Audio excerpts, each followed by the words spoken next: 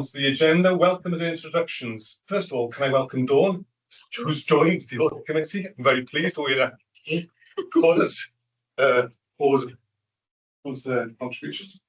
And then also to Matthew Edwards, Engagement Director, who's joining us via Teams. Ian Emtage, Deputy Head of Procurement, also on Teams somewhere. Olubanki, Internal Audit, who's here to observe the meeting. Hopefully you will enjoy the meeting and will be informative and set the context of all your good work. Apologies for absence, Helen Goddard. And then in terms of declaration of interest, are there any declaration of interest relevant to the agenda this morning? No. Thank you. Moving on to the consent agenda, we have 4 items there: the draft minutes of the Audit Committee, so the action log, the update on the information governance toolkit, and the information governance and information management key issues reports. What we're asked to do there is asked to approve the draft minutes of the Audit Assurance Committee meeting held on 9th October, note the action log of the Audit Assurance Committee held 9th October, and note the information governance toolkit for information, and note the contents of the information governance information management group reports. Are there any points anybody wishes to raise on those agenda items? Matthew? Just one point on the IG toolkit. So since the report was written, the training compliance is now meeting the expectations. So it's good assurance that the audit committee, which has got the CCTV, EPIA to work through now. Still progress, I knew. Preempted my question. It's great. So there's no. Have you covered the action log? Sorry. No. I was just going through this. So if you wanted to, is it in terms of anything you want to pick up from that in the minutes or the action log? Action log, Chair, please. Yes. So the second action there in relation to preventing fraud offence recommendations to be shared with committee once completed. It does give us an update which is in progress, and there's a narrative. It would be helpful if we had a timeline when that in progress is likely to be completed. That's fine. We'll come back to you or circulate that by email after the meeting. Thank you. Okay. Hey, Charles. Any issues to raise in regards to the other 2 items, which is the information governance toolkit? That's already addressed one. If not, on the matters rising, we'll move on to the matters for consideration. So moving on to the internal audit reports, and over to you, Paul. Thank you, Chair. So I'll just say a few words about the progress report, and then I'll hand over to Ken and Emma to talk through what's on the agenda today. Overall, we're in a good position. We're largely through our programme. We have a few more pieces of work, mostly which are up and running already. So field work is ongoing. So we're in a good position to complete the programme work. Just to draw some attention to a couple of the tables within the progress report. Table 1, which shows the performance metrics, they're all showing green, which means that there's good turnaround times with reports going back to us and us getting reports out to the organisation as well. So happy with that. That's all looking healthy. And then table 2 then goes into the detail and line by line shows the progress and the status of the individual reviews for the year. You can see there reports complete with the company just ongoing at the moment. And then just think about next year, our 2026-27 programme work. We're aiming to bring the plan to the next committee. We've got dates in the diaries for a random conversation with the exec team and with independent members as well, just to bring all those things together. So we're in a good position there as well. Let's take questions. I have no questions. I'm just pleased with the progress of the programme. Confident that we'll achieve the programme this year in terms of coverage for year end. Thank you. I think for me, just a clarification on the internal audit, the chain work, the reasonable assurance. I note that the risk register and the forward performance measures needed updating. I just wondered if that. Can we pick that up as we go through? Oh yeah, every new okay, report? sorry, yeah. This is just the cover report. Yeah. It's just going through. So that leads us straight into that report. Thank you. So we'll hand over to Kate. Good morning, everyone. So the first of our reports today is the trade workload initiative. As noted in the reports, the aim of trade workload is to attract healthcare professionals and new staff to Wales. Our audit focused on a number of areas, including the use of resources by the team, how they monitor their impact, and their risk management arrangements. Main issues arising from our audit were the need to update their risk register and generally improve risk management arrangements. And secondly, to consider performance measures as part of the planning process for each individual campaign. Our audit resulted in 1 high priority finding, 1 medium priority finding, and an overall opinion of reasonable assurance. Solomon saying if anybody's got any questions, happy to.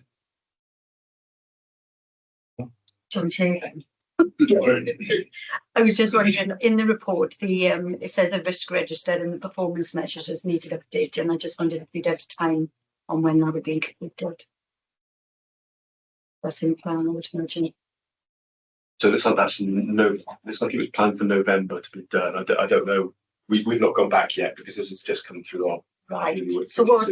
Just explain to me then the timeline. So this has just come through and it's back into. Yeah. So that would be the management date they're planning to implement. So right. So I don't know whether it's been done or not yet. We picked it up as part of the tracker work. We have an audit tracker, Okay. which will update at the end of the year. So we will Pick it up in that. pick it up. It's a bit of an unusual one because as you said, I think it's because of the timing of this committee and when we've done this piece of real work that they think management want to get this particular finding sorted out quite quickly, which is why it's just that sort of timing of this meeting and when this work was initially done. So and it will flow onto the tracking. It will probably show us. I should imagine, so we will have a look at it. We'll look further down the line. Just time for me. My benefit of this, okay, then isn't it? Just during this committee. Thank you, Chair. Thank you. I have a question, but most by David more than anything else, because there is on page 8 of the report is a reference to the TWL update paper scheduled to be submitted to the board in November 2000 last year. So where are we with that? Yeah, so that particular paper was scheduled for November. It was postponed in November and for January, but it is on the agenda for March. So apologies, it should have gone earlier, but it was scheduled to back to the JA. As long as we're cited, that's very well. So reasonable assurance that one. So any more questions on? I've got a question. I'll ask them at the end, but there's a theme with them all, Chair. So I'll wait until we go through them all and then I'll raise it as one question. Okay. So the next one is the mental health workforce plan. Yes, our second report for today is our review of the mental health workforce plan. HEIW were jointly responsible for implementing the plan with social care workers on behalf of the Welsh Government. The plan sets out 33 actions split over 7 themes that would need to be completed to deliver the plan. Do that review governance arrangements, financial arrangements, and also how the impact of the actions implemented was being monitored. Main findings were that the risk management arrangements were fragmented and inconsistent. The arrangements for assessing the impact of the plan were not fully developed. More formal arrangements were needed for sharing information such as lessons learned with the teams implementing the workforce plans. In total, we raised 1 high priority finding and 2 medium priority findings. The overall opinion was reasonable assurance. To take any questions or comments. Thank you. Similar to with the last one, there is a bit about the high priority and the target implementation dates of 30th I know we'll pick up and track it in due course. I think it should be a working assumption that you're assuming that these have been met, and there should be, by exception, if it hasn't been met, should be brought to our attention. And we have a system, so I'm asking you now to know it's confirmed whether that's being achieved or not. But it might be when we do have these things where deadlines have been gone by the time we meet, we sort of know by exceptions if they haven't been met, because we're assuming they have been met. Yeah, well, that's really no for colleagues. And I built on that, Chair, because actually one of the things was that as the instance moves into business as usual, how we keep track on sort of making sure that we are making a difference to any sort of workforce outcomes. So I suppose that in itself can build upon that tracker you were saying, because it would be nice to see that once the exception reported, but how that links into the exception. Because if that backs the value from the reporting. Any other people want to phrase on this report? Not, we'll move on to the monitoring of services commissioned by health boards. Yeah. So HEIW delegates around £4.5 million each year to health boards for the development of healthcare support workers and to support staff in achieving higher level qualifications. I'm already focused on how that money has been allocated to and utilised by the health boards, and whether the funding is achieving value for money. Overall, we were happy with the arrangements in place and have raised just 2 medium priority findings in relation to guidance documentation on the scheduling of expenditure review meetings between HEIW and health boards. But the overall opinion is substantial assurance. Again, I'll take any questions.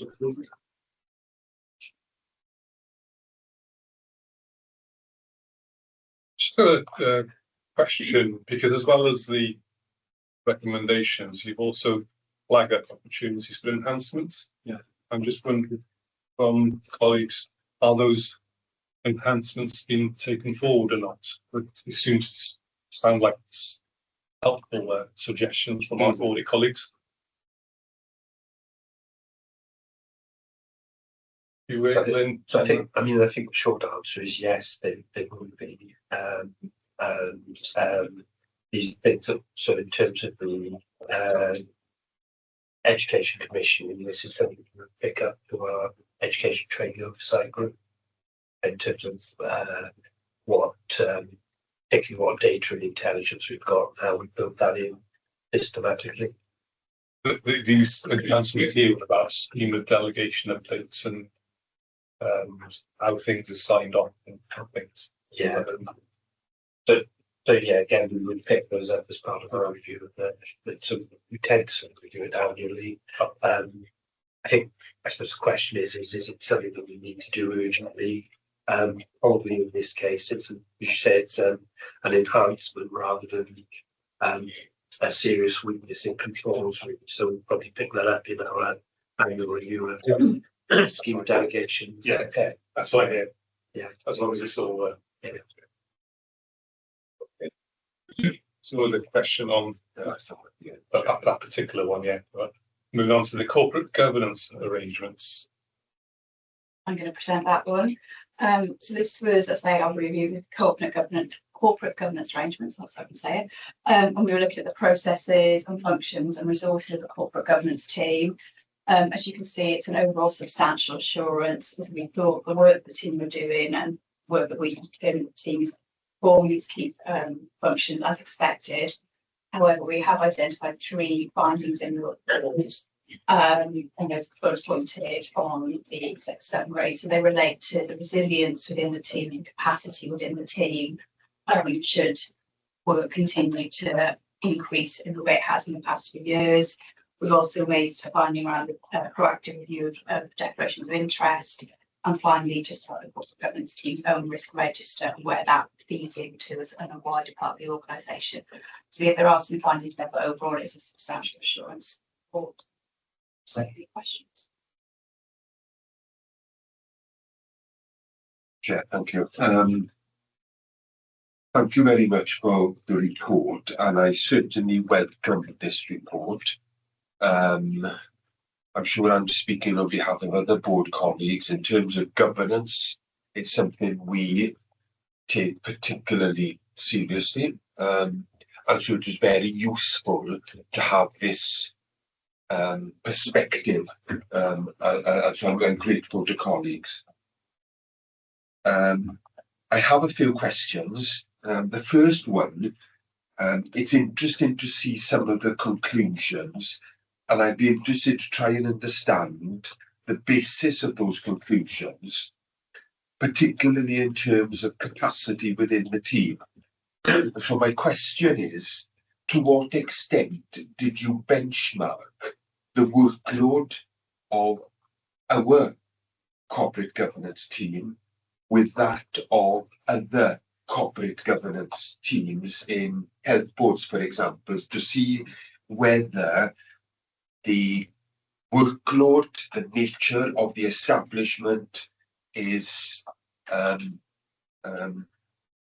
appropriate? Because it wasn't brought up. I'm seeking that assurance, particularly when you read within the report, which has been my concern, is around resilience and capacity and size of the team.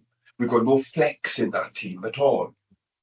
So there were elements of this report that left me thinking, well, I'm not sure how we got to these conclusions.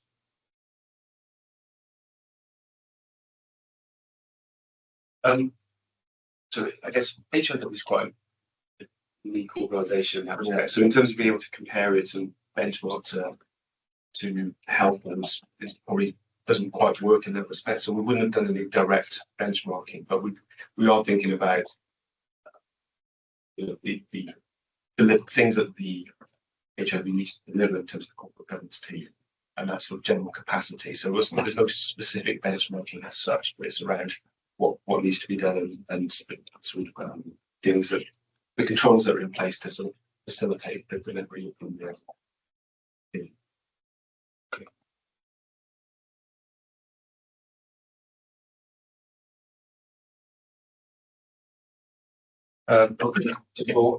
I think perhaps that's a conversation we could have at board then, because I think that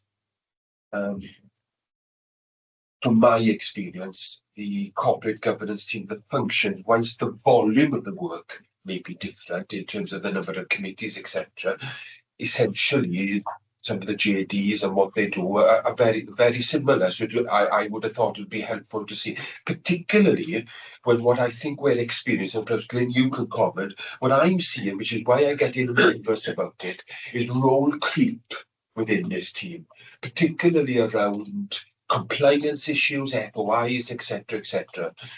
So I'm just nervous that we haven't got that resilience. This report tells us that, and it's useful to see. So I certainly, from an independent member perspective, will be keeping a watch on it. But I think this is the first step. I'll leave that comment there. If I can, unless... Yeah, I mean, really, probably just a sort of support job in some ways, I guess, is whether it is, I mean, outside the internal audit, whether it's worth us doing some sort of benchmarking exercise where we, just as a suggestion, we could compare ourselves to other strategic health authorities. So you've got HEIW, possibly organisations like Public Health Wales. So whilst I take Paul's point about compare them to a large complex health board, I would have thought you could compare them to other similar national bodies, for instance. So I wonder whether it's worth doing some sort of benchmarking exercise. And I think probably just having a look at, as you talked about role creep, probably just having a look at how the nature of the work has changed over the last few years. So I would say instinctively we're probably seeing more FOI requests, complaints coming through than we did a few years ago. And I think, sorry, but we have reflected that there has been an increase in activity since this. But I guess from our perspective, in terms of, it's difficult for us. We can demonstrate the picture, but we can't instruct management that you must do things. So we're trying to find that balance between reporting factual accuracy, but not overstepping our independent mark around. And that's why I push in on that, because I can do that. And that's why I think learning from this report, Chair, is for us to be thinking as a board now, well, what does this mean in terms of how we gain a better understanding around this area to gain assurance that actually the board is being protected by an appropriate governance framework. That's my motive. That's not great. Yeah, just to confirm, in response to one of the recommendations within the report, we are bringing a paper to the execs around the resource and resilience of the team. That paper has been developed, and we expect to take that to execs in February. And I think there is also a link, I think, needs to be done with the it's creep elements of how it fits into the operating model work. Yeah. I think that broader aspect should look at, well, where does everything fit in? Yeah. And then maybe a reflection going forward, it may be slightly different to where we're coming from. So Yeah. I think there are a couple of points that will pick that up. I think in terms of the resource constraints, I think it has been flagged up previously. So I think it is something that we need to come back to. And if I may make another point that relates to each of the reports, if possible, I'll leave it until the end in terms of, because the same thing applies. So if we look at the train work live report, one of the issues that jumped out to me there was the issue around the risk register. And that's helpful to see. If our performance metrics, if we look at the mental health workforce plan, same thing is raised again, risk register. Socialising the risk register, not being up to date in terms of the special project, etc. If we look at the corporate governance one, there was a risk register in place, but the issue that was raised there was that it was only kept amongst our team and nobody else knew anything about it. So I was quite interested to see the theme that is coming through in terms of these internal audits, which I thought was quite useful. Where it left me is that we know at board how rigorous and robust we are with regards to our organisational corporate risk register. But is there consequently a disconnect between the blissful ignorance that we're living in at board in terms of our risk register and our corporate risk register and keeping that up to date, and what's happening amongst special projects like these and individual teams where there doesn't seem to be that attention to the risk register and to how those feed through the system. That's the theme that seems to be coming through. So I raise that because that equally has implications for something later on when we look at the risk management policy, and there may be a statement that we need to be putting in there. I'm concerned that there's a disconnect between what we're seeing at board and the attention that we give to it at board and what's happening, particularly has been identified, particularly among special projects, whether that's one within the IMTP, the workforce planning, mental health workforce planning one, and how we monitor and how we manage and how we get teams to comply. Take on board the comments from John. That's incredibly helpful. We are currently commencing the process until determining what would be included within the annual plan for internal audit for next year. And so I think that's something that we may want to look at again. We were in a position where our risk policy was reviewed on an annual basis by internal audit. Regularly receive substantial assurances, but obviously this is an area of policy we need to be rigorous and do it all the time to ensure that we are on top of it. So I think that it sounds like possibly an area that we should be thinking about as a plan for next year to provide the assurance that you're looking for. I think it's not just an issue to it's an audit plan. I think John's very receptive in picking up on the fact that there is a theme there that the risk, those three risk registers don't seem to worked up or hadn't been spotted that they had coming through. Right, So so I think there's therefore I can take that on board. I think that's immediate action therefore for me in terms of leading on risk to raise that internally in terms of making sure that we are absorbing our own policy. It is the subject matter of a report later on. So I think it would help us to be looking at that as well as policy. I guess what we need to ensure is that we've got a risk framework in place where there is a clear conduit that goes from one level to the next, ultimately all feeding into what we see at Audit. Yes. These seem to suggest that for whatever reason, that's not happening. Yeah, it should be a pyramid that is flowing from the bottom up. And I take on board on it, so it's a good one. Bringing together information from all those individual points. Thank you very much. I think I think that's the challenge for any organisation really is embedding risk management throughout the organisation and making people aware of it so they're cognizant that what they're putting on to capturing things in the risk register in the first instance, making sure that escalation processes function appropriately, which is it's something that happens everywhere, and it's just making sure you've got that level of engagement that things like you'd be relatively comfortable that the matters they're reaching for do effectively percolate up and get to where they need to go in terms of the risk profile of the organisation. But it's those that operational side of things which is the challenge, and making sure that things are appropriately captured on those granulated risk register, whether it's a project risk register or a direct risk register, making sure that things are picked. But Chair, if I may, sorry, and I'll shut up then. But when you've got these that are special projects that we're funding, for example, the mental health workforce plan, part of our strategic plan, and a significant project like train work, etc. If there isn't an appropriate risk register in place for some of them, or if it's not up to date in another one, then it's just beyond the operational. There are strategic implications. I think what you're saying, John, is spot on. And I suppose in some respects there's an element of that I raised earlier on.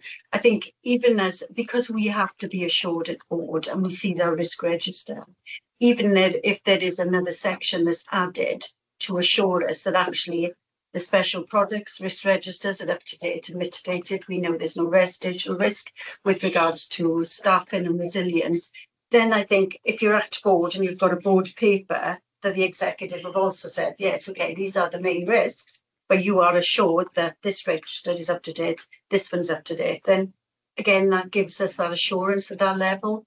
Because you're right, it should be a golden thread throughout everything. And so I do, concur. I think we need to take it as an action forward.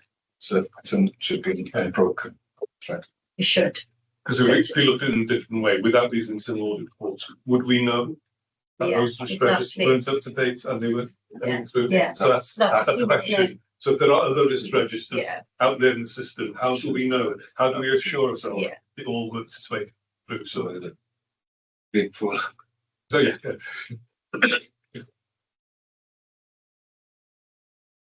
That was your overall questions. Any more questions on those reports? We can move on now to the first three follow-up reports. So I'll present this one again, and as members will recall, we undertook an audit last year of the bursary process, and that came through as a minutes assurance report. So members will have had updates from the execs throughout the years of giving their updates on how they are working through the implementation of the agreed actions. This was our report, is that independent review of those actions, their implementation. And as you can see, it's a very short report because the exec summary says on page 62 of the pack, there were 7 findings in the original report and all of them have been implemented. A lot of them link back to having policies, procedures, guidance in place for staff to follow, students to refer to, and a lot of work's been done in that area. So there is now bursary policy, there are frequently asked questions, there's a standing operating procedure, and all of those include the points that we picked up in the audit that we got on that when we first did the piece of work. So yeah, there's not a lot more to say than that really, other than a good news story. I have no questions. So I thank you for this report. I think it has been an important part of the process in terms of it was a limited assurance report. We asked Ian to come back to report on the actions they were taken, and then this is the follow-up in terms of giving us that assurance that those actions have been completed. So I welcome that report, but also welcome the process to come back to us. There's no other questions on that report. If we can then go back, and the committee is asked to note the internal audit progress reports with assurance, note the training work by internal audit reports, reasonable assurance, note the mental health workforce plan, internal audit report, reasonable assurance, note the monitoring services commissioned by health boards, internal audit report, substantial assurance, note the corporate governance arrangements, internal audit report, substantial assurance, and note the bursary follow-up, internal audit reports. So we can note all those. Thank you very much. And then moving on to Audit Wales, just before we started the meeting, agreed with Matthew, who just wanted to change the batting order on his reports this morning. Over to you, Matthew. Yeah, the Agored morning, members. Good to join you here today. Yeah, thank you, Chair. I think we reflected earlier, if we could just maybe change the order so we can present the reports in a more logical flow. So we'll start with item 324, which is the structured assessment report. Then we'll turn to the commissioned education places report, and then the annual audit summary. So that draws a line then on 2025, and then we can look forward to 2026 with the annual audit plan to the Agored. I'll hand over to Andrew and Beth, if I can, in terms of presenting those performance reports.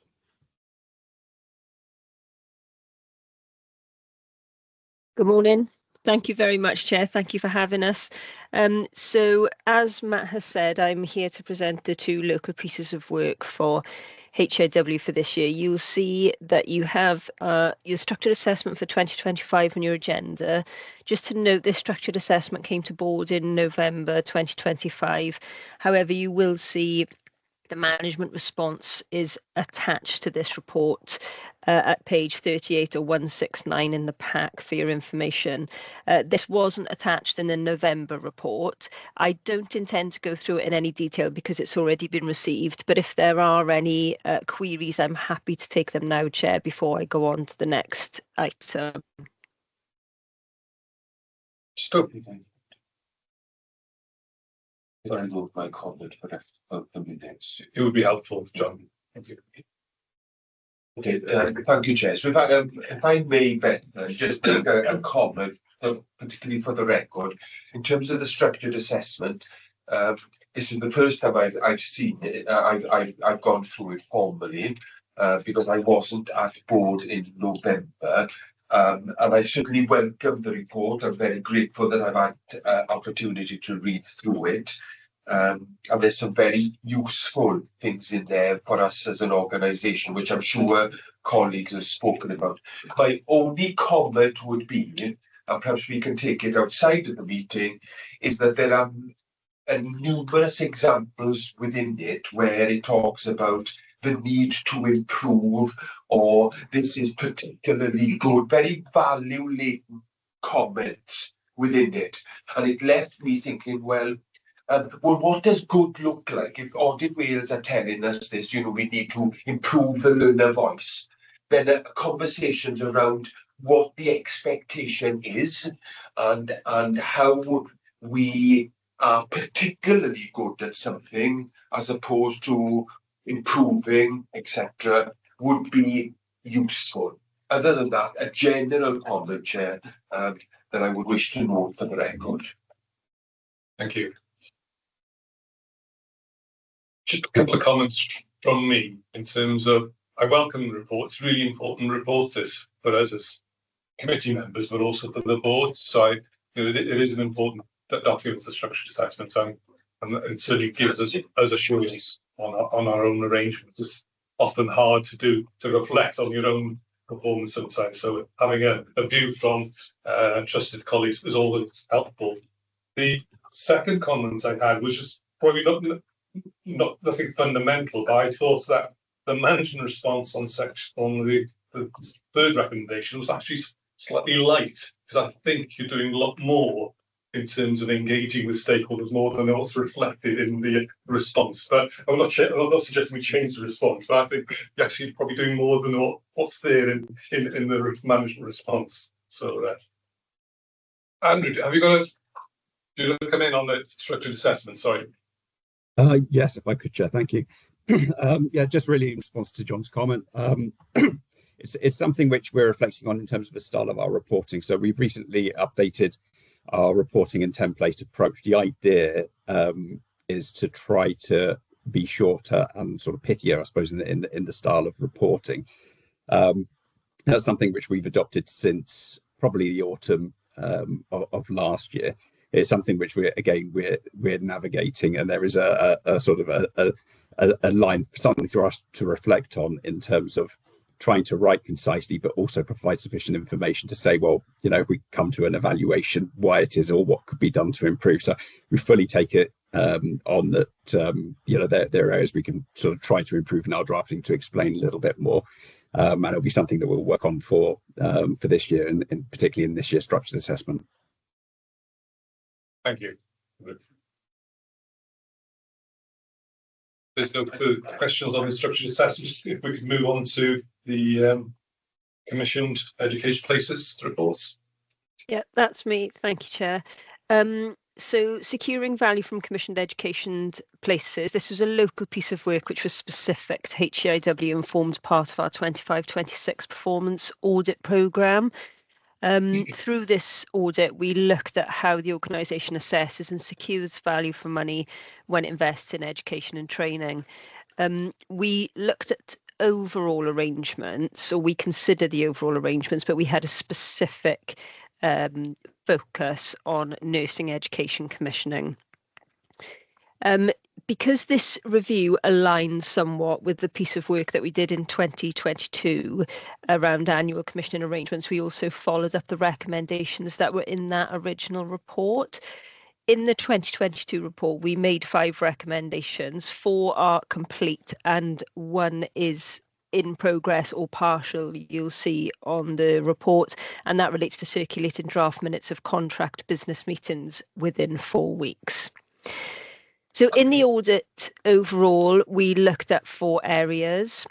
1 is the following up of the recommendations which I've just discussed. The other 3 focused on how the organisation will demonstrate the effectiveness of value for money in its commissioned education places, how the organisation undertakes activities to assess and secure value for money in commissioned education places, and the last section was around monitoring the effectiveness of value for money. So you'll see in the report itself, we've noted some key facts and figures on page 6 for information which were gathered during this audit. We carried out the fieldwork between July and August last year, and this report, as always, is based on the time when we came in. So all of our audits, as you can imagine, are a snapshot in time, so just to be mindful. The final report is split and presented into 3 main sections around embedding value for money in plans and contracts, delivering value for money, and reviewing value for money.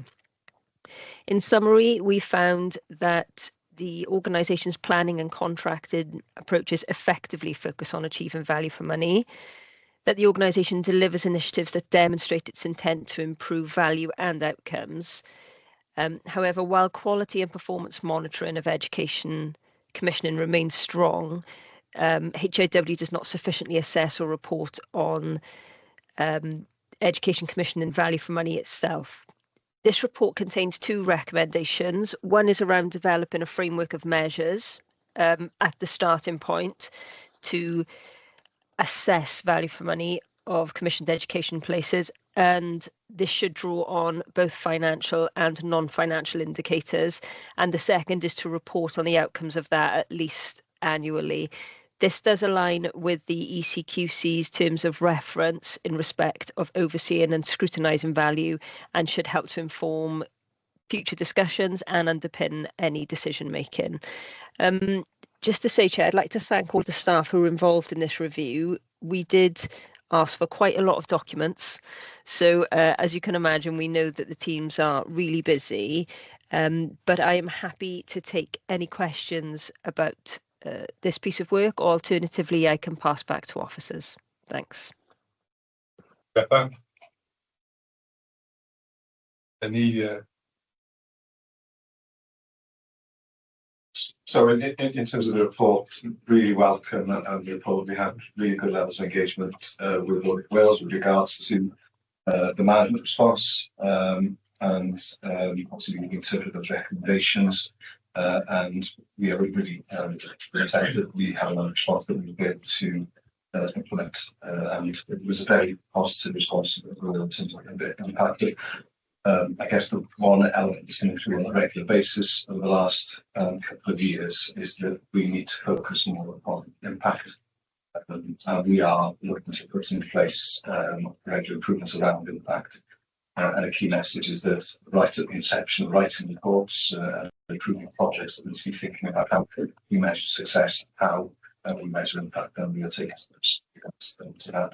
But overall, we obviously have one good reports that are positive work.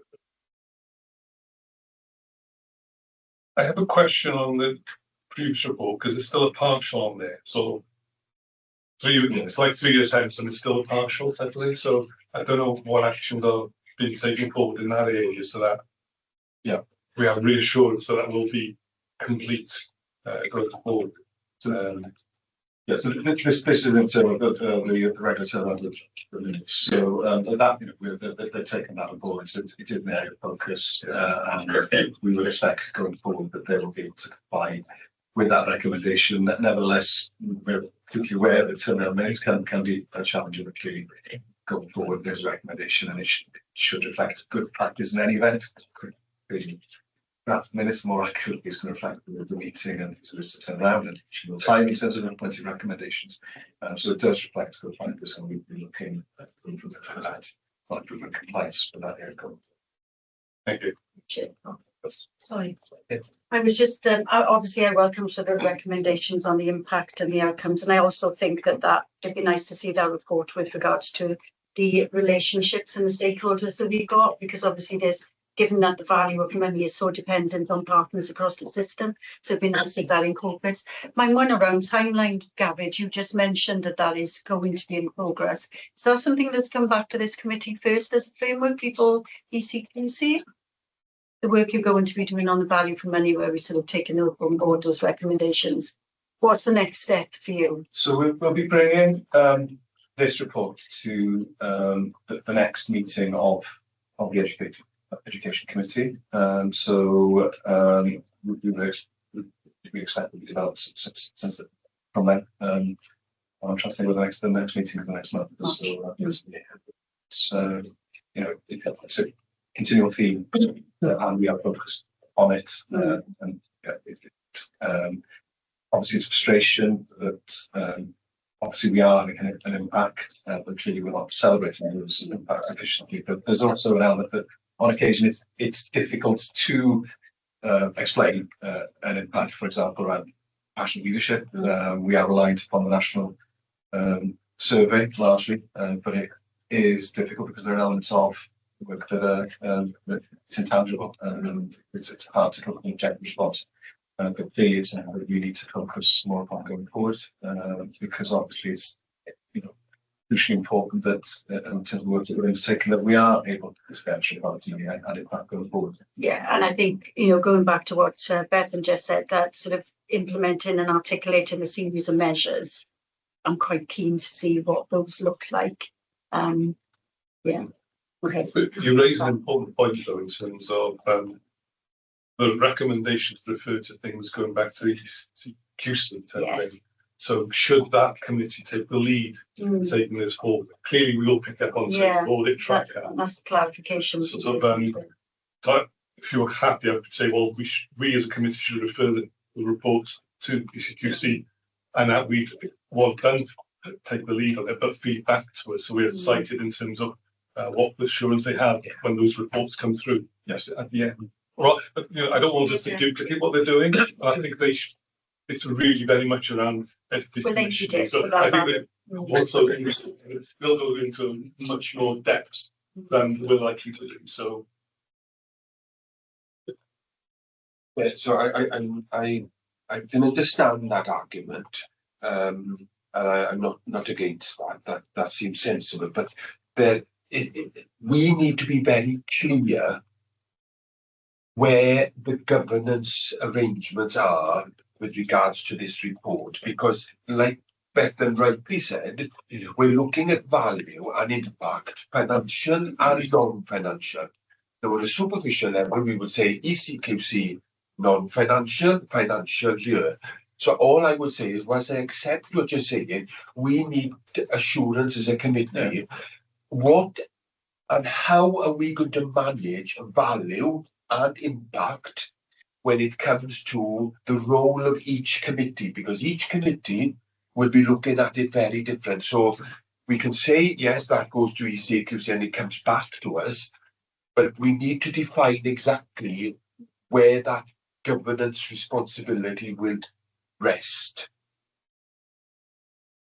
And I agree. That's for our colleagues too. Yeah. And maybe we want to pick it up and take it through a board development session to have that discussion using this as an example. Yeah, that's right. To test and to be reassured. So then both us in the room, but also others are comfortable, right? That is the way forward, and we're then clear on that. Jay, does that, because that is something that's in place, does that sit on the tracker for audit and assurance? Yes, it should.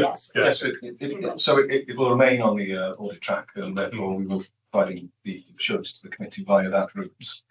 I was just thinking back to when we, all of us remember, we established the Education Commission Quality and the Audit Committee, and a very basic approach to both committees was that the Education Committee tends to look forward, is what we are planning to do. Audit Committee tends to look at what we have done, and that's kind of a clear guidance with regards to the limits of both committees. It does clearly, it's something that should be looked at thoroughly by the Education Committee and planning forward, but it will most definitely stay on track, and this committee will have sight of the work that's been continued as well. We don't need an immediate response on this because the report talks about reporting by November, but clearly when we get an opportunity to discuss it in a broader context with colleagues, maybe take a slot in the board's development session sort of with this through, that'd be helpful, I think.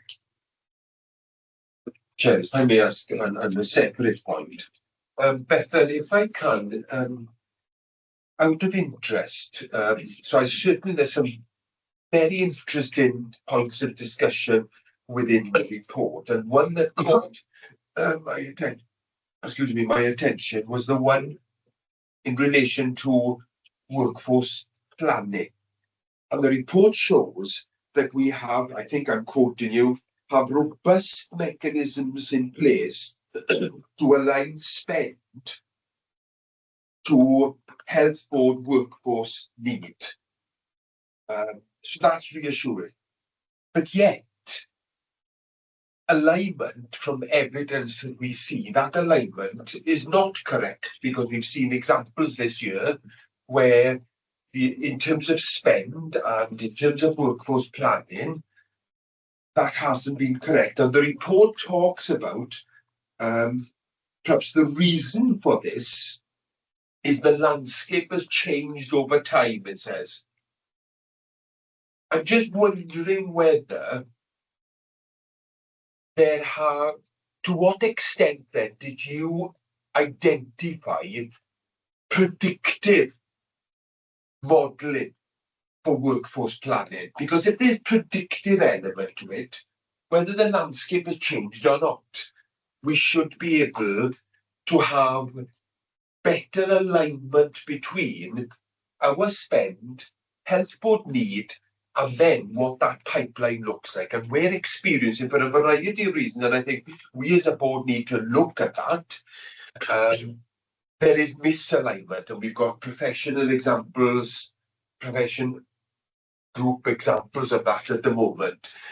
So I guess my question for you, without being too technical, is were there examples where colleagues employ predictive modelling that would perhaps try and ameliorate that or not?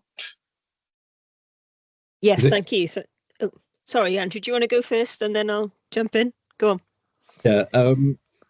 So is this something which we've looked at and considered over a period of time, not just during this review? It's part of sort of our wider work when we do structured assessment and consider plans and development of things like the education training plan. So in terms of sort of forecasting, it's not really down for us to do, but we have seen that HEIW has improved the way it forecasts around workforce plans. There's a couple of things which make it more difficult. So you can forecast based on what the health board tells you, and that's assuming that the health board understands what its clinical strategies for the medium to longer term are, which again is sort of quite difficult. So there's a technical aspect, I think, of this around sort of saying, well, based on the intelligence that we have in the current position, what do we anticipate future workforce plans and workforce need is. But the landscape does change, and of course there are some times where strategically things have changed, and we've seen the case, for example, with say paramedic practitioners, where financially bodies haven't got the same finances available to support the placement of staff following training. So those sorts of things I don't think can necessarily be anticipated, but what we can say is we have seen an improvement to try to strengthen the forecasting in HEIW. I don't know, Bethan, is there anything you want to come in? Yeah, absolutely. So I think what Andrew's touching on here is the wider challenges around forecasting. But when we looked at it from a HEIW perspective, what we found was really good communication with the body. So that constant discussion around workforce demand, what that looks like. You said you were going to need this many. Can we just keep checking in that this is still the requirement that you have? So there's a constant dialogue with the bodies around this. Also, there's been huge improvements and strides in digital data modelling in the organisation. So I know Sian's done a lot of work on predictive modelling for workforce, which is underpinning a lot of the assumptions that are being made.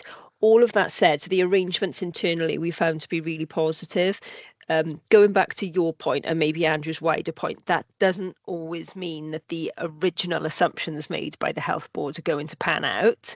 But with the information that you do have, I think we'd say that we found that really robust. Thank you very much. Thank you, Chair. Jim, sorry, Chair, can I just picking up on a couple of points that David said as well, which I probably should have mentioned earlier, is that the report itself, I should say, we found to be a really positive report. When we went through it, it's quite a unique audit which we've undertaken here, because value, as we've said in the report, can mean different things across different organisations and different sectors. And you'll see that the key point here is around making sure that the financial value is presented so that there's sufficient oversight on it. And also setting up that framework right at the start to know what you want to achieve, what that looks like, and how you'll know you've achieved it, and then be able to report back and satisfy the committee requirements. But I think the point here is it's very much around tweaking some really good practice that's already in the organisation and making sure that the organisation has mechanisms in place to both decide what that value looks like, what you want from it, and present it, and then make sure that the presentation of the impact of that work is wider than the organisation as well, so people can really get a grip on what it is that HEIW are doing to build into these contracts at the moment, that added value. Thank you, Beth. Andrew. Sorry, yeah, I just wanted to sort of come back to the discussion you had on sort of routing and how this sits within the governance arrangements. And you're talking about committees, and I sort of welcome the discussion around potentially it for board development, because fundamentally the value for money of the commissioning is so important to HEW as an organisation. As we said in the report, it's been it's sort of 90% of the investment that you make on education commissioning. So from a scrutiny point of view, yes, absolutely, embed that through the committees. I think it's so important to inform decision making at board, particularly around planning stage when you're reviewing plans and approving them. So yeah, I think it would be good both at committee and if it does get surfaced to the board, we'd be welcome to support that too. Thank you, Andrew. I totally agree that this is a very important report for the organisation because it does cover that sort of 85%. So I think it's a key theme. And then also in terms of the value and impact, it's something that we want to make progress in this particular area in a general theme. So yeah, I welcome the report today, and I think it will help us go forward. Thank you. If we could move on to the annual audit summary. Yeah, thanks, Chair. So I'll take this, but also thanks to John's feedback in terms of the use of language, I guess. I'm just reflecting on it now as I was looking at the annual audit summary. And as Andrew mentioned, really, we've been looking to revamp our outputs, the annual audit summary being one of the key outputs from the year. And that use of language, and it's quite challenging reaching that sweet spot, I guess, in terms of ensuring that they're short and sharp, but don't lose some of the context either in terms of making them as meaningful and valuable as possible. With that in mind, the annual audit summary now is a revamped template this year. It's a bit shorter than what we've previously shared with HEIW, but again, it reflects that work that Andrew referred to in terms of refreshing our key outputs. And the annual audit summary summarises the key outputs from our work during the year, so there shouldn't be any surprises in this document. It covers the work that we did during 2025 in terms of the accounts work that we reported back to the committee in June, but also the two reports that Beth and Andrew have just taken you through now. So hopefully no surprises, and we're just grateful as well to staff at HEIW for their help and cooperation throughout the audit, Chair, and we couldn't have got there without their support in terms of concluding that work. Just finally, subject to any of the comments from the committee today, our intention is to share this with the board, I think, at the end of March, but this is just your opportunity today to comment on it. But I won't say more than that, Chair. Happy to take any questions. Thank you, Matthew. I have no questions on this, because we've already covered the reports in detail, so this just summarised the report. The only thing I had, which I've raised with David, is about how do we bring this to the board in terms of how we circulate it and or put it on the board agenda. Probably something that might be on the consent part of the agenda, because then it's formally received by all members of the board of that context, and also it's published in the same way as yes. Wales publishing it. Yeah, so it either be on the consensual agenda or it would form a part of the summary that's produced to the as an attachment to the civil produce from the sort of committee. I'll leave it to you. Okay, but no, done. No. That's great. If we then move on to the annual audit plan. Yeah, thank you. So just looking ahead now to this calendar year, I suppose, the plan sets out the work we intend undertaking over the coming months. I should just stress that the plan that you've got before you today does say draft, and I think I'll explain why, but the main reason is we're still due to go through the moderation process in terms of the audit fee that set out the plan, but I'll come to that shortly, Chair. So really it sets out the work we plan to undertake during the year, covering our financial audit work and also our performance work in terms of the overall arrangements that you have in place. I'll take the accounts aspect briefly, and then we'll touch briefly on the performance aspect before taking you through the remainder of the report. And as always, as you can see on the financial statements section, we don't look to provide absolute assurance on the truth and fairness of the financial statements, but we apply the concept of materiality. And on page 86 of your pack there, you can see our planning materiality thresholds, which are required to report to you, which follows standard practice. And in your case, that's calculated on the basis of 1% of gross expenditure. So that's your budget for the year. The 4/5 financial statements outturn. And you can see that that's 3.5 million is the threshold that we're working to. And we'll report back to the committee in June in terms of the outcome of that work, and we'll refresh that figure as we get the draft accounts.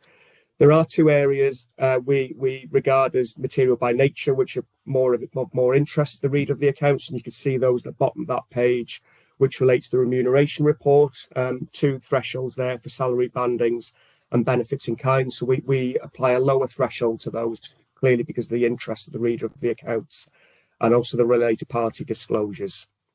The significant financial statement risks and the key areas of focus then follow. I'll probably just tease out a couple of those, Chair, if I may. mainly around the remuneration report. We're aware there are a number of new permanent and interim appointments during the year, and in the context of those lower materiality thresholds, clearly an area of focus for us to ensure that there are no misstatements within those disclosures. And then turning over the page onto page 89, you can see two areas of focus there. One is around looking at one of the key estimates, a material estimate in the accounts relating to commissioning receivables, and that relates to the commissioning of students from universities for the spring cohort. So there's always risks around that because of the cut-off of it, I guess, in terms of just understanding that the debtors figure is accurate and materially correctly stated. So again, you can see we'll look at the reasonableness of that estimate. And then finally, the capital resource limit.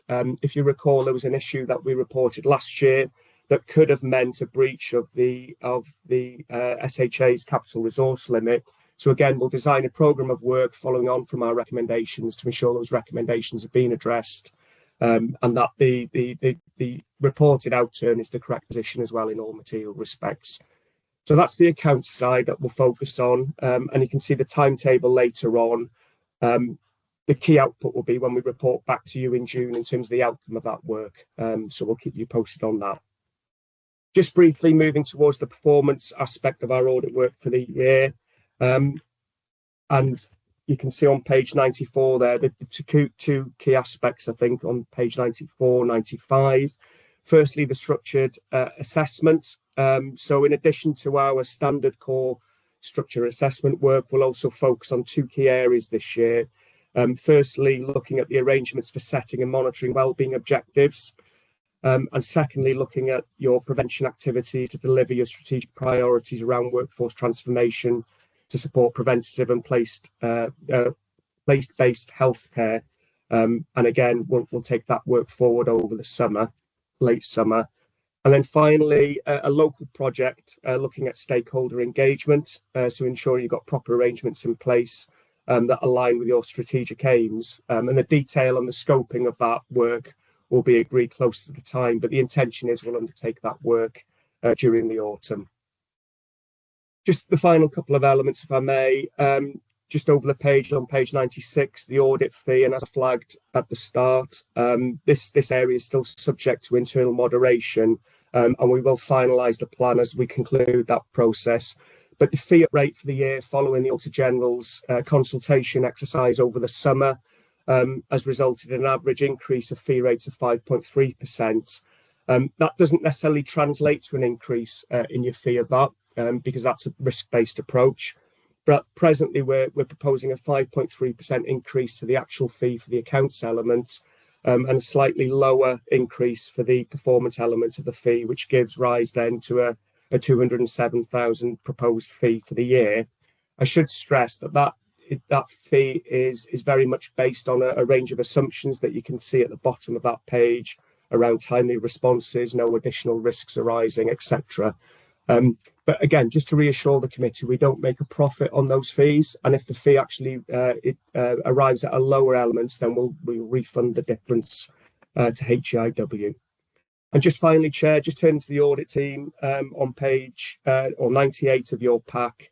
The engagement team set out there, and in line with our ethical requirements, just to confirm that all members of the team are independent of a HEIW, and there are no risks to flag with you as a committee there.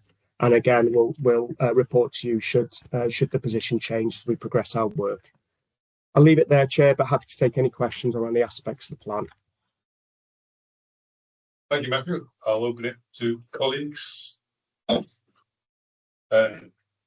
Nice comprehensive audit plan. Welcome the bit in terms of the structured assessment elements on workforce transformation on the prevention to place-based healthcare.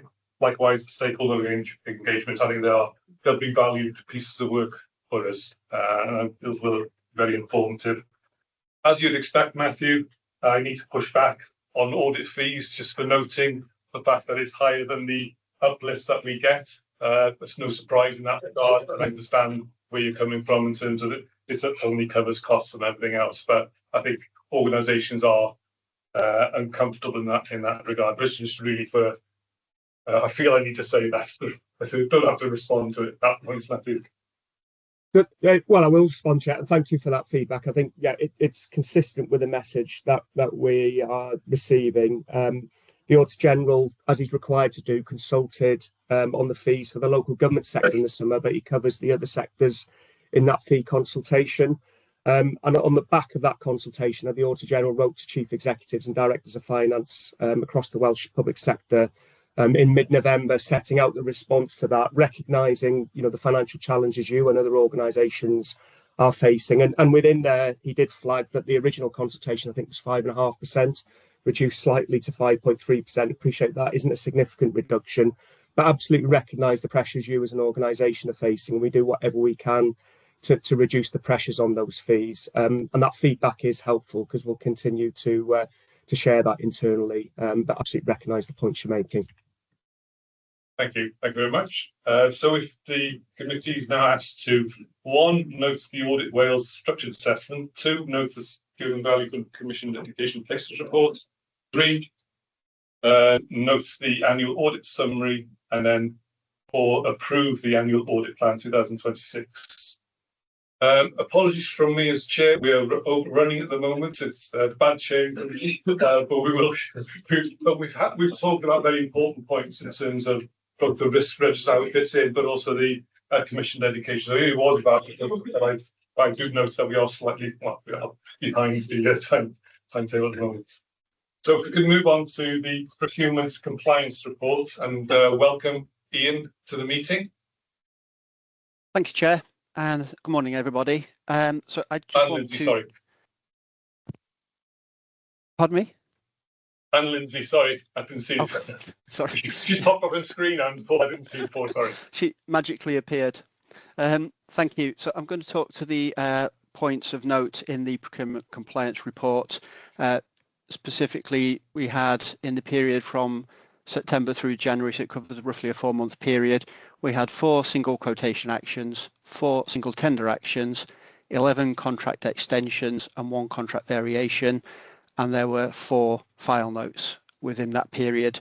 Obviously, as an organisation, we wish to reduce the number of single tender actions and also file notes, and to the effect with file notes, we do invite the offenders to procurement training sessions, and going forward we plan to run a quarterly programme of training sessions which will not only capture the offenders who are creating the file notes, but also provide opportunity for new starters and also give opportunity for refresh on the procurement procedures and regulations. Thank you, Chair. I'll invite any questions or comments. Any questions or comments? Free to talk, don't you? Don't be afraid. I can raise questions. There's a couple of references to third submissions, because clearly first submission is one thing, but when it comes to second and third, we're getting more and more uncomfortable when you get to third. Although the 2 elements which are on third submissions, there is understandable reason that clearly you want to minimise that going forward. I know you'll be focusing on that in terms of training and everything else. Just a couple of points, just for information, in terms of there was an issue regarding the single tender on HEIW, which it was chair's action, and there were a couple of comments from the independent members on that. So I know it's approved, but is there any feedback on comments that were raised by independent members on that specific one? We will come back to final on upstairs feedback today, so we will set that back to final solution. Okay, and the other one was on the venue and event hire. I know it's there in terms of the extension now, but we're pleased to say that the contract going forward was signed off by the action in the last board meeting a week or so ago. So that's positive going forward. It is, and I think it recognises that actually this has been I suppose it's been quite a volatile contract, but actually one that if we could put in place a contract with the right value, actually will deliver us a lot of benefits, both in terms of improved higher rates, but also reducing some of the bureaucracy within HEIW as well. So yes, but I think hopefully it's all quite transparent in terms of what we have done and how we're taking it forward. Thank you, Lynn. So, no other points to raise on this one. Members are asked to note the report for assurance. Counter fraud progress reports. Chair, I will go through it all. It covers about a 4-month period across the quarters. Just to pick out in there the fraud awareness work that we're doing, the update in there, so I don't have an update in relation to it going on to ESR. I've been assured now that it will be done by the 13th of February, so this Friday. So probably that will be the case. I've put on another 3 sessions to try and capture people, although I'm not quite sure where to target that. So I've done a blanket approach across SharePoint. So I just plead with everyone in the organisation, if you will push it with staff that are there to encourage attendance if they haven't already been to one of our sessions. And once I have the ESR, I can get reports run to find exactly where I need to target any people. I will do that, and I'll obviously bring back for future sessions then percentage things and those figures. I should also be able to provide some benchmarking against other organisations. Fingers crossed.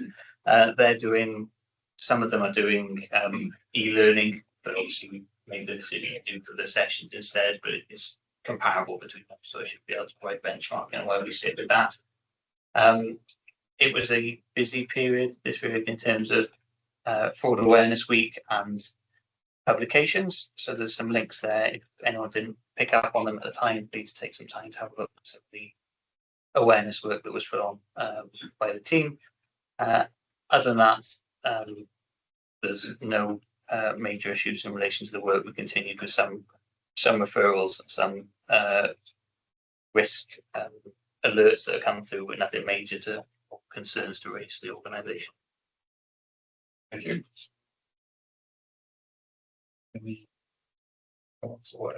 Just to pick up on the 3 sessions, you've put it onto the SharePoint. I just wonder, Glenn and David, what can you do to promote so that those sessions are taken up? Because I think the first one at the moment you've got 0 bookings. The first one's on Wednesday, but the later sessions seem to have been the more popular ones, and I liaise with the comms team to ask them to put it on the best they could. So, I mean, we can do various things to promote it. I think what we found worked well, and Henry may want to comment on this, what we found worked well is where we actually hold them as part of team or directorate meetings. You've got a captive audience, which is good. But actually it generates, I mean, we did it within my directorate, and actually I thought training was probably better because you actually had everybody involved in discussing the issues really. I thought actually in terms of delivering training, it was probably more engaging. So I think there's ways of getting that captive audience and bringing people together, but we've got to think about. And then obviously once we get it recorded onto ESR, we'll actually see what the true levels of staff training are, which should be a lot better. Yeah. And yeah, as I said, I agree. I like the captive audience because you've got them there. I'm kind of conscious of going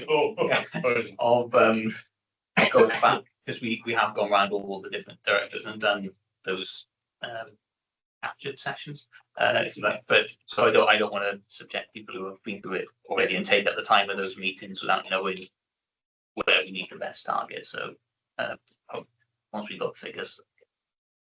Thank you. There's no other points. Members are asked to note the report for assurance. Thank you. And moving on to losses and special payments.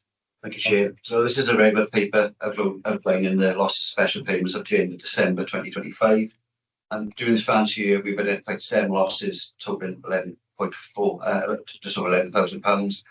In total, just over £18,000 losses remained outstanding at the end of December from 10 individuals. I've checked this morning, that's down to 17.5 thousand outstanding. On page 3 of the report, I just provided a bit more of a breakdown on the current situation for the 10 people that are outstanding. 6 are with an external debt agency. And this is the first time we've had to issue formal letters of action, but I think it's really important we do that just to show our intent to actually recover this debt. So there's 2 cases. and they have been in discussion with the debt collection agency. So I think that's probably prompted that, which is good. And annually, I do provide a bit more of a detailed report on the trends over time, which last year I think I brought it slightly too early. So I think we're aiming for the April committee meeting to have a full financial year just to show the trends over time, where we're going, and the recovery rates, which I think compared to other organisations is quite low, and a lot of work's going on with the new app. This is probably not new now, but it seems to be working quite well to prompt people to make sure they complete the forms in the required time. So I'll bring that to the April committee and then just give a bit more update on where we've gone in the past. Actually, yes. I think that was my point about how we're able to trend the data and how we're making impact over time. So we wait till April to see that. That would be very helpful. So members are asked to note the report for information, and according to David's schedules, we have a break now. 5 minutes break. You want interest? Back within 5. Yeah. 9 minutes to 12. Back to that. Thank you very much. Stretch 6 months. You got 6 minutes.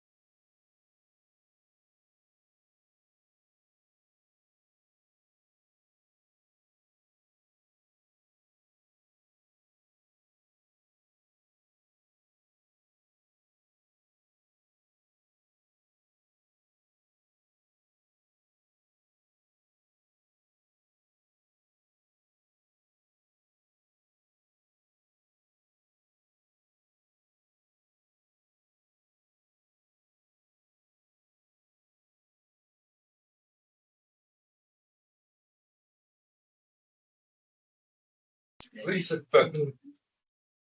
Okay, so part 3 of the agenda, and moving on to the review of financial control procedures. Thank you very much. So last year we introduced a new process reviewing our financial control procedures, and they're on a rolling risk-based approach instead of all in one go annually. But these are the changes, legislative changes. I am asking the committee to review all the financial control procedures today and recommend some updates. So the reasons for this are, firstly, the implementation of the Economic Crime and Corporate Transparency Act, which Henry brought a paper to the last audit committee to be aware of, and secondly, updates from various audit reviews that have taken place in the past year, which is building into the FCPs. So, at the last committee, Henry brought that paper. One of the recommendations from that was we review all our policies and procedures to identify if they need strengthening in respect of the new legislation. So I have done that for all the financial control procedures, and as a minimum, I'm proposing updates to 2 sections in all of the financial control procedures, and they're in Appendix 1 to the report I've provided today.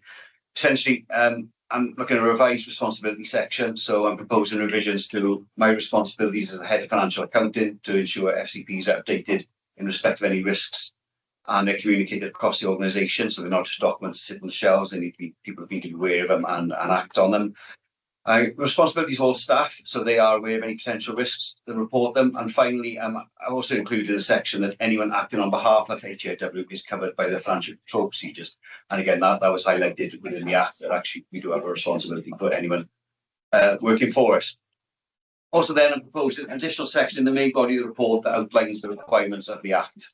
So these are minimum updates I'm proposing. Specific updates may be required to the individual FCPs at later dates, again, responding to the risks as we go along and understand more about what the Act requires of us. It is an ongoing process and does reflect the risk-based approach to updates that we're now using. Just as a side, I did raise the Act into the technical accounting group recently, just to see if Welsh Government are proposing to update the standing orders or the standard financial instructions. And they are not planning on doing that at the moment, but they will at a later date review on the risk that they decide. So at the moment, they're not proposing to change those, but it has been flagged to them. So that's the main FCPs. Henry's also updated Financial Control Procedure 13, doing reference to the Act, updated some staffing movements within the team and included as a track change. So that's all the changes I'm proposing for that one Act. The second part I'm doing is in relation to the audit of the 24-25 accounts and the subsequent internal audit review on intangible assets. So I'm making some changes to the FCP2 on management of current assets in response to the recommendations, and they've been built into the control procedure, which I think is picked up later in the committee as well. So I've included a track to change version of that one in Appendix 3, just because of the detail. So whilst the control procedure hasn't yet been approved, the recommendations have actually already been implemented because we are in the financial 25-26 financial year, and we needed to make sure we're including those as we're doing our work for the year. So that's the sort of recommendations, quick summary of the proposals. There's a track change to 2 of them and a summary for the others. I'm happy to take any questions. Any comments or questions on those? Welcome the fact that you've got that into those procedures on the fraud act thing. I do have one question on the capital one in terms of on intangible assets, about if non-finance colleagues are reading it, can they understand what you're asking for? Because I can understand it as an accountant. I was just wondering if Matthew's looking at it, could you get it from that? Because it's quite hard, because we know in finance what the language we're using, but that's the thing. So it's just like an open question. That's the right answer. I can give a financial answer, and then maybe Mark will want to give a non-financial answer. We've actually produced some slide resources as well, which I suppose summarise the issue. I suppose the danger of summarising the issue is some of the guidance is quite complex, and therefore you lose some of that complexity in it. But we have produced a sort of summarised set of slides that people can use as a simple sort of check around if I'm planning to develop. And actually, Matt is a very good example, because a lot of this is around e-learning resources. And depending on the nature of the e-learning resource, it could either be something that we fund out of revenue or out of capital. So really important that people understand that when they're first planning the work. So that's what we've tried to do to simplify it.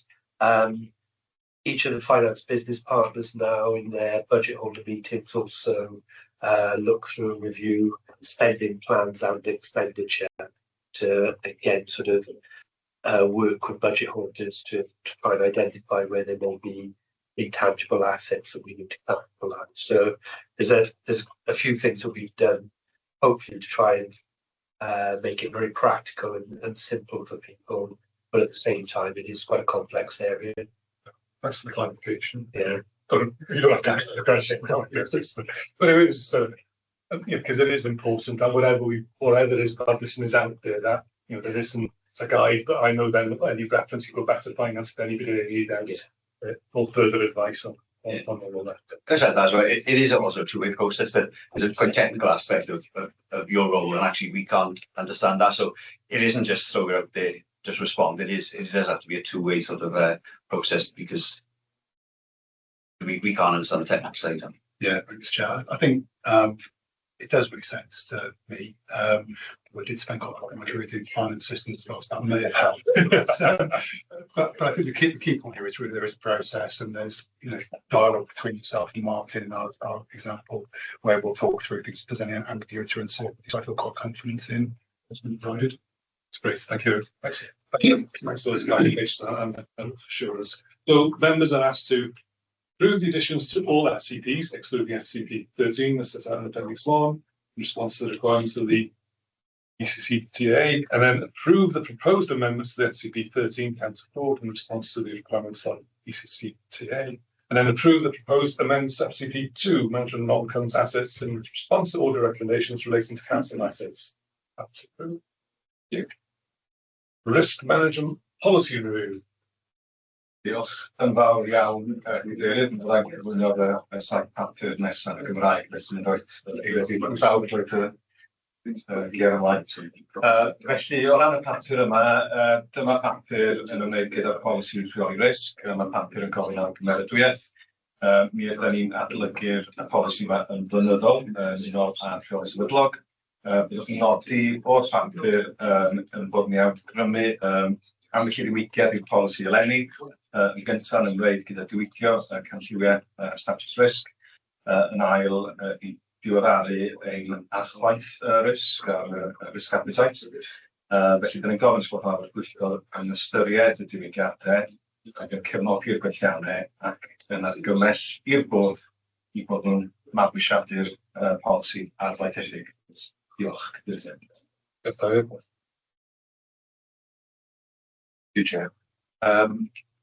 So I'm happy to support the policy. However, in light of the conversation that we've had earlier, can I make a suggestion that we look at either 1.57 or 1.6 or 1.56, which is operational managers, and 1.57 is all staff, where perhaps the team considers a statement around the need for departmental risk registers or operational teams to have risk registers in place that are current and that are socialized. You can use a language, whatever, but it now reflects how we're closing the loop in terms of what the internal auditor told us, some of the themes that we've seen, and perhaps a statement there reinforcing the need for that framework or that structure across the organisation around currency, up to date, being socialised, etc. And I'm not sure which section, but when I looked at it, it may be one of those two that may be the appropriate one for the team to consider, Chair, please, if possible, as a suggestion. That's a big comment. Thank you, take that vote.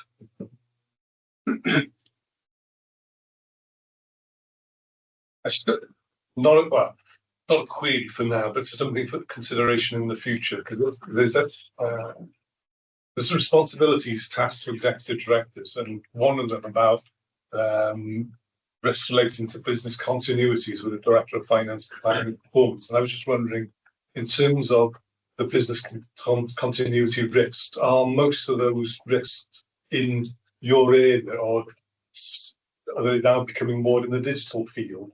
And should we, in the future, as part of the operating model, look at where that responsibility of the business continuity lies? I'm not suggesting it needs to change, but it's a question for the future today. Yeah, so I mean, you're right. The risks actually apply across the organisation. I think it sits with me because business continuity and emergency planning tends to sit with the director of planning role. So it's more about coordinating, having policies and procedures in place. We do quite a lot of business continuity testing as well around our key systems. And I guess IT systems, financial systems, we know are some of the key risks there, as well as things like the building itself and making sure that there aren't any risks around operational use of the building. So I guess it could sit elsewhere, but I think that was the rationale for it. Yeah, thanks for that. Yeah. There's no other comments or questions on the risk management policy, so the committee has to consider the proposed amendments as detailed in the report, paragraph 3, support the amendments to the risk management policy, which is attached to the and recommend the amended policy be approved. But can we do subject to the suggestions from John? If you want to circulate with the track changes to at least to the committee members before it goes to the board, more than happy to. We can have a look at it and sort of respond by email. I'm quite comfortable with that. Thank you. Bringing it to March board. Thank you. Review of standards of behaviour framework. Diolch yn fawr iawn, Cadeirydd. Felly mae'r fframwaith yma'n ystyried yn fater strategol a gan hynny yn fater i fwrdd yn y pen rhan. O ran newidiadau, unol ac awgrym ac afwyd gan adroddiad Archwilio mewnol a'r llywodraethiant. Da ni'n cynnig yn bod ni'n diwygio'r fframwaith i bwysleisio fod yn gyfrifoldeb ar rheolwyr, sef bod wrthdaro buddiannau yn cael ei ddatgan, bod y rheolwyr yn sicrhau bod camau yn cael ei roi yn lle i liniaru y risg. Dwi'n cynnig bod ni yn adlewyrch hynny yn y fframwaith ymlaen. Felly, da ni'n gofyn, os gwelwch yn dda, bod y Pwyllgor yn ystyried y fframwaith diwygiedig, yn cefnogi diwygiad, ac hefyd yn argymell bod y bwrdd yn mabwysiadu'r polisi amaethedig hyn.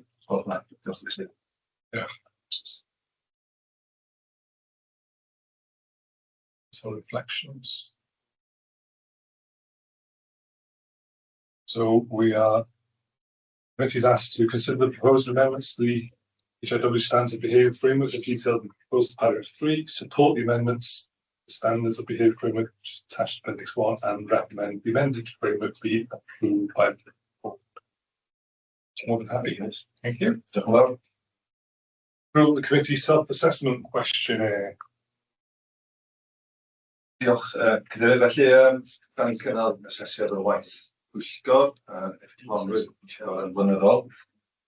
Bwriad ydy bod ni yn ymgymeryd ar asesiad yn mis Chwefror, gyda'r bwriad ar canlyniadau yn ôl i'r Pwyllgor yn mis Ebrill. Felly, da ni'n gofyn os gwelwch yna bod ni'n ystyried cwestiynau sy'n yr asesiad ac yn cymeradwyo'r clodben os gwelwch yna. Diolch, Cadeirydd.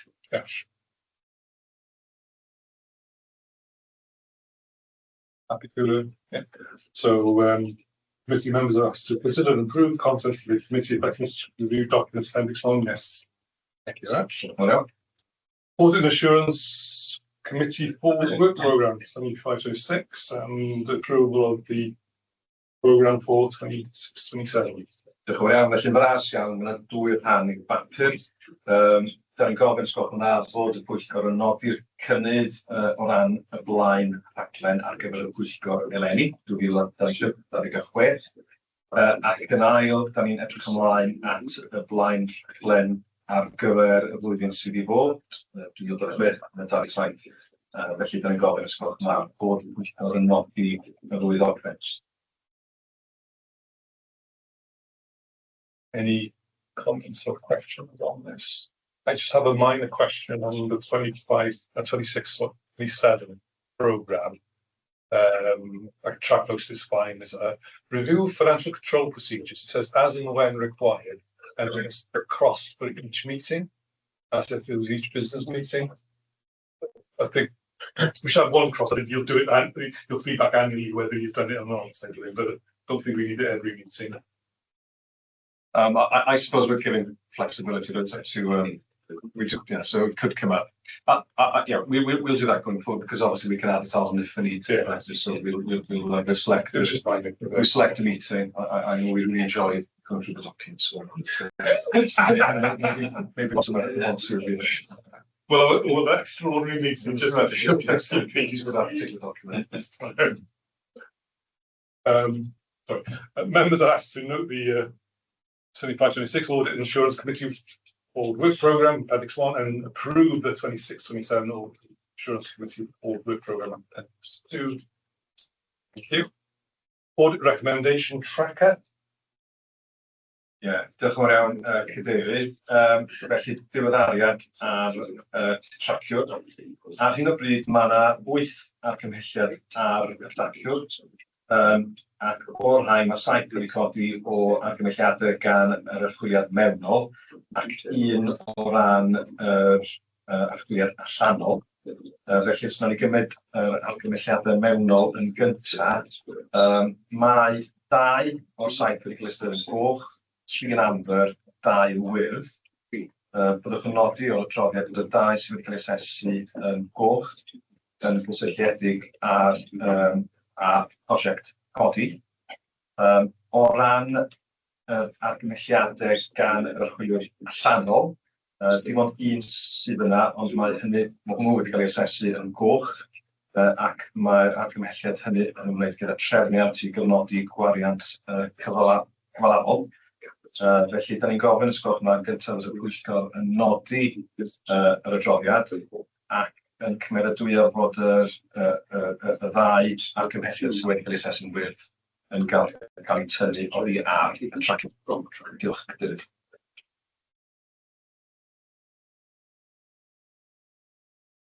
Comments or reflections on this one? I do have one, a couple of points. So then, on the single lead employer, the recommended actions, there's a comment about will be reviewed within the coming weeks. I personally don't like vague things like that. So for the next time this turns up in a meeting, I want a definitive dates rather than vague statements. Be helpful for the committee to know. I appreciate it's pressures on everything else, I believe. Having some clarity on that. And the other one, just a clarification, now the FCP's been agreed on the capital, does that mean that will now become agreed? Yeah, so we were looking for, obviously we didn't want to preempt the audit committee's decision. Yeah, that's great, thanks, Lynn. So yeah, still the committee's asked to note the report, consider the progress and approve the recommendations on the result. That's to be completed, therefore given a green rating or withdrawn from the track. Yes, thank you very much. And then corporate risk register. Wel iawn, Cadeirydd. Byddwch yn nodi o'r papur fod yna 11 o risgiau ar y gofrestr ar hyn o bryd. Ac o'r rhain mae 5 wedi cael asesu'n goch, 5 yn amber ac 1 yn wyrdd. O ran risgiau sydd wedi cael asesu yn goch, mae rhain a ganlyn yn gyntaf sef yr diogelwch, yn ail diffyg cefnogaeth EPAs, yn drydydd her o adnoddau ar gyfer y tîm y data, yn dydwaredd diffyg y roles ar gyfer graddedigion, ac yn olaf y risg o gwmpas yr ETP fod Llywodraeth Cymru ddim yn cefnogi'r argymhelliad ymwneithwyr ganddo o ran y cynllun addysg a fforiant. Byddwch yn nodi bod papur yn dod yn argymell bod 2 risg yn dod oddi ar y gyfrestyr. Felly'n gyntaf ni'n awgrymu bod y risg 15 yn ymwneud gyda'r darpariaeth nyrsio Brifysgol Caerdydd, bod hwnna bellach wedi asesu'n wyrdd ac yn awgrymu bod yn dod oddi ar y gyfrestyr. Mae'r ail argymhelliad wedi cael ei asesu yn amber ac yn ymwneud gyda y bwriad o gyflwyno roles ar gyfer gyndeithion nyrsio. Mae'r rheswm da ni'n argymell bod y risg yma yn dod oddi ar y gyfrestyr ydy bod na ddim cynnydd neu symudiad wedi bod o gwbl o ran y broses deddfu yn San Steffan, ac mae hynny'n hollol hanfodol o ran gweithredu y darn yma waith. A gan hynny, dyna ni'n awgrymu bod o'n dod oddi ar y gyfrestyr ar y lefel bwrdd, ond bod o'n parhau i fod ar y gyfrestyr gyfer y cyfarwyddwr nyrsio. A bod ni'n cadw'r golwg ar y risg o hynna. Felly, da ni'n gofyn bod yn nodi'r adroddiad ac yn dynnu y 2 risg yn oddi ar y gyfrestyr ysgol hynna. Diolch yn fawr. We recently saw this at the board, so there's been no changes since the board. No, it's been reviewed, but no, there's no suggested. The removal of the 13 sensible in terms of the context of legislation. If and when the legislation comes through, probably pop up back in to the legislation, of course. So we're keeping an eye on it. That doesn't feel. So if there's no comments or questions, the committee is asked to note the contents of the report for insurance and approve the removal of risk person being registered. So in the part 4, for information, we have nothing on the agenda. Of part 5, close. On any other business. Date of next meeting, 23rd of April 2026. And then in accordance with the provisions of section 4/2 of the Public Bodies Admissions to Meetings Act, it should be resolved that representatives of the press and other members of the public will be excluded from the last part of the meeting on the grounds to be prejudicial to the public interest due to the confidential nature of business transaction. This section of the meeting is to be held in private session. Thank you very much for your contributions to talk this morning. Apologies, slightly overrun. We caught up quite a bit. There's some meaty issues